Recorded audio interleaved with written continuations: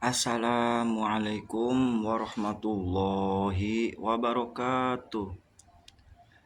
Yang selalu kami muliakan dan takdimi yaitu guru mursyidku dan juga guru pembimbing-pembimbingku yang kami hormati dan kami cintai semua. Saudara-saudara, sedulur, teman, sahabat-sahabat, dan para pecinta ilmu dan juga teman seperjuangan satu frekuensi. Kembali kepada kami channel Ahmad Zaki Sena dalam pembahasan ilmu tasawuf, jati diri dan spiritual, ilmu spiritual. Kami akan berbagi, bersharing dalam tujuan balighu anni walau ayat, sampaikanlah ilmu walaupun seayat atau sehuruf. Tujuannya dalam rangka mengamalkan ilmu. Semoga ada manfaatnya untuk kita semua, terutama pada diri saya sendiri. Pada malam hari ini, saya akan membahas tentang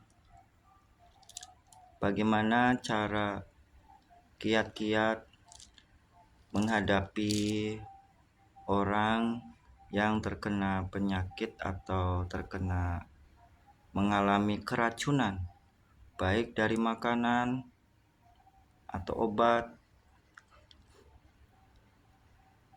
atau juga karena pengaruh gesekan atau percikan aura gaib yang negatif. Pertama, biasanya ini yang dialami gitu, orang yang mengalami penyakit tersebut atau keracunan atau yang terkena percikan, gesekan, pengaruh gaib yang negatif, yang dialaminya itu yang pertama itu adalah sesuatu yang tidak mengenakan atau bikin pusing, kunang-kunang di wilayah kepala atau pikiran ya, merasa boleh ada yang mengganjal atau berat, atau yang seperti awang-awang, terasa apa yang dipandang itu muter seperti itu. Biasanya wilayah yang terkena itu wilayah pikiran, kepala, tenggorokan, ulu hati, dan perut. Seperti itu. Terus bagaimana cara kita menyikapinya? Cara kita menyikapinya atau langkah-langkah yang pertamanya, diusahakan kalau sudah terkena seperti itu, gejala-gejala seperti itu, kalau bisa dimuntahkan dari perut itu, kalau bisa ya, kalau bisa dimuntahkan. Kita minta pertolongan kepada Allah agar penyakit itu dimuntahkan. Kalau misalkan belum bisa, belum mampu, belum keluar, menggunakan minum air hangat ya, hangat kuku dikit lagi gitu. Yang penting mulut masih mampu untuk menerimanya. Air hangat 1 gelas ya, 1 gelas diminumkan. Yang selanjutnya itu bisa dengan menggunakan air kelapa obat. Air kelapa obat itu ciri-cirinya berkulit kekuningan ya, bukan hijau tapi kekuningan. Dan kalau dikupas atau ditebas atau mau dibuka, itu serabut kulitnya itu berwarna seperti pink, ada merah muda sedikit. Kalau misalkan nyari kelapa yang seperti itu tuh susah, bisa juga menggunakan kelapa hijau, nggak apa-apa. Tapi yang pertama kita diusahakan menggunakan kelapa obat aja dulu, seperti itu. Selanjutnya, air kelapa itu Bisa dimasukkan ke gelas, bisa dimasukkan ke plastik, atau masih dalam air kelapa itu pakai sedotan ya, minumnya pakai sedotan. Dibacakan dulu. Bacanya bagaimana?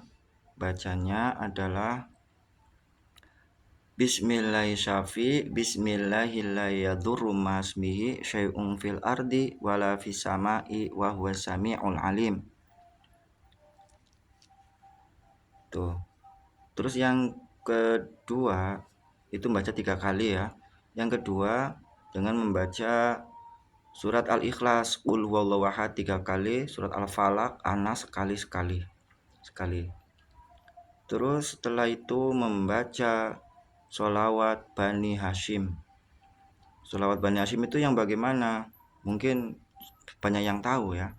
Apalagi kalau kita nyari di macam-macam sholawat pasti ketemu. Sholawat Bani Hashim itu yang berbunyi seperti ini. Bismillahirrahmanirrahim. Allahumma sholli ala nabiyil hashimi Muhammadi wa ala alihi wasallim taslima.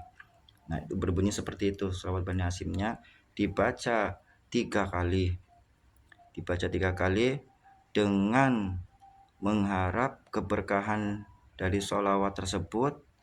Kita memberi barokah Al-Fatihah kepada yang pertama, Sultan Aulia Syekh Abdul Qadir Al-Jailani. Ya, Al-Fatihah baca. Yang kedua, kita membaca kepada Sohibul Aurad Sholawat Bani Hashim, yaitu Syekh Ahmad Khalil Bangkalan Madura.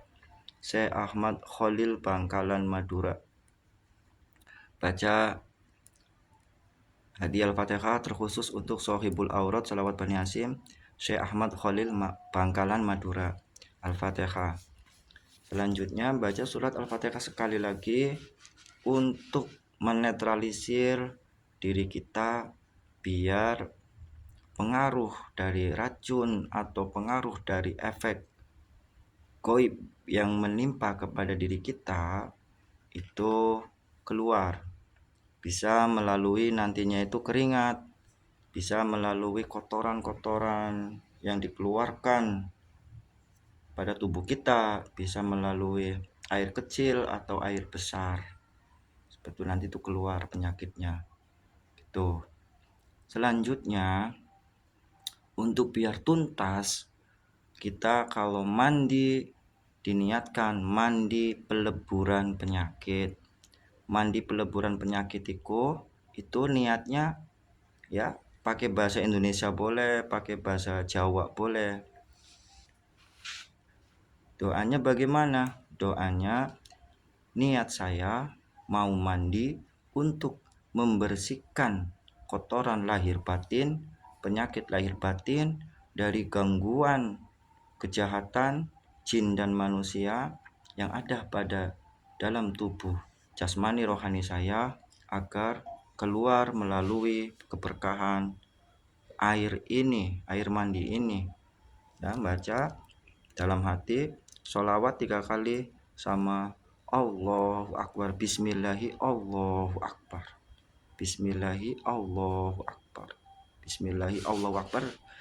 Mandi dari ujung rambut basah sampai ujung kaki semua basah semua.